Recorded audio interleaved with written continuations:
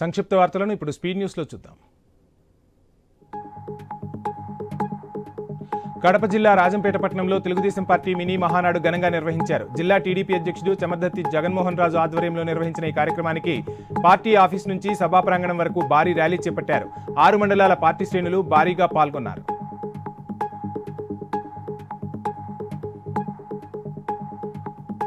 AP Sainik schools లో తెలంగాణ విద్యార్థులను local students గా పరిగణించేలా రాష్ట్ర ప్రభుత్వం చొరవ చూపాలని కీన్ ఫౌండేషన్ కు చెందిన క్రాంతి కోరారు. తెలంగాణలో ఒక్క సైనిక్ స్కూల్ కూడా లేకపోవడంతో ఏపీ నిర్ణయం వల్ల రాష్ట్ర విద్యార్థులకు తీవ్ర అన్యాయం జరుగుతోందని సోమాజిగూడ ప్రెస్ క్లబ్ లో చెప్పారు.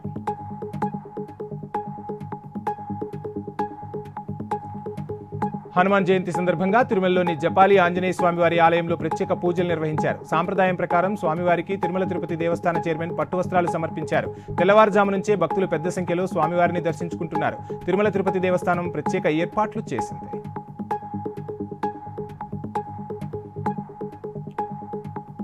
వివిధ ప్రభుత్వ శాఖల్లోని పెండింగ్ ఆడిట్ పేరాలపై సకాలంలో చర్యలు తీసుకుని పరిష్కరించాలని పీఎస్సీ కమిటీ చైర్మన్ రామాంజనేయులు ఆదేశించారు. కమిటీ సిఫారసులపై తీసుకున్న చర్యల నివేదికను సకాలంలో సమర్పించాలని సూచించారు. ఈ మేరకు అసెంబ్లీ కమిటీ హాల్లో ఆయన అధ్యక్షతన సమావేశం జరిగింది.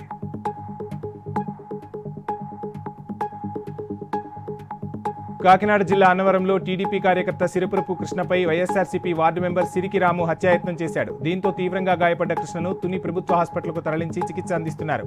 పనికి ఆహార పథకం అమలు విషయంలో జరిగిన ఈ ఘర్షణపై బాధితుడు పోలీసులకు ఫిర్యాదు చేశాడు.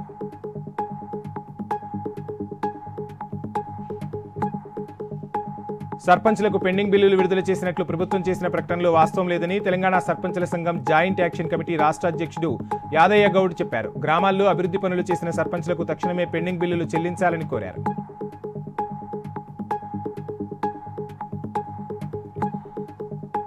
సౌదీ రోడ్డు ప్రమాదంలో గాయపడిన రాజన్న సిరిసిల్ల జిల్లా వాసి మంద మహేష్ కేటీఆర్ చొరవతో స్వదేశానికి వచ్చి కిమ్స్ ఆసుపత్రిలో చేరారు. తంగళ్లపల్లి మండలం మండేపల్లికి చెందిన బాధితుడు ఉపాధి కోసం వెళ్లి 15 రోజుల క్రిందట ప్రమాదానికి గురయ్యాడు. తనకు సాయం చేయాలని కోరటంతో కేటీఆర్ అండగా నిలిచారు.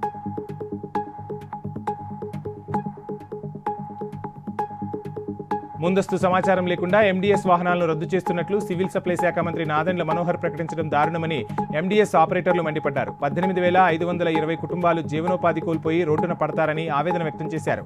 ఈ మేరకు కర్నూలులో ఆందోళన చేపట్టారు.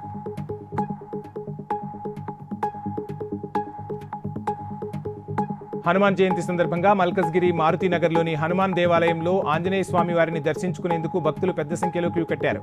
భక్తులకు ఇబ్బంది కలగకుండా ఆలయ కమిటీ ప్రత్యేక ఏర్పాట్లు చేసింది. ఆలయంలో స్వామివారికి ప్రత్యేక పూజలు నిర్వహించారు.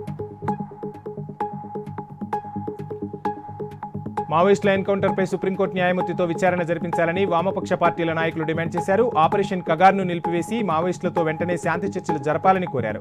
ఈ మేరకు ఆర్టీసీ క్రాస్ రోడ్లో వామపక్ష ప్రజా సంఘాలు నిరసన ర్యాలీ నిర్వహించాయి.